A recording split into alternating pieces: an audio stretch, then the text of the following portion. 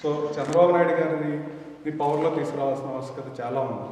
లేకపోతే ఇప్పుడు చంద్రబాబు నాయుడు గారు పవర్లో రాకపోతే ఇంకో వ్యక్తి సీఎం అయితే హైదరాబాద్లో ప్రతి వాడికి ఇంతకుముందు వాళ్ళ ఒక అతను సీఎంగా ఉన్నప్పుడు హైదరాబాద్లో మన ఆస్తులు లైక్ చాలామందికి మన ఫ్రెండ్స్కో ఎవరో ఒకరికి ఎదురయ్యే ఉంటాయి సిచ్యువేషన్. మన ఆస్తి మన ఎవరో ఆక్రమించుకుంటాడు మన ఆస్తి.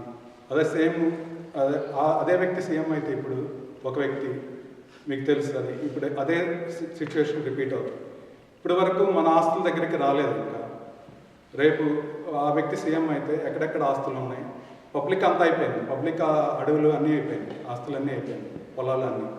ప్రైవేట్ ఆస్తులు ఎక్కడ ఉన్నారు, ఎన్ఆర్ఐ ఆస్తులు ఎక్కడ ఉన్నాయి, ముందు అదే టార్గెట్ చేసి పెట్టుకొని వీళ్ళైతే ఎక్కడికి రారు, వీళ్ళైతే ఏం చేయరని ఆ వ్యక్తి సీఎం అయితే అదే జరిగింది. సో ఆ వ్యక్తి సీఎం అవ్వకుండా మన వంతు మనం ఏం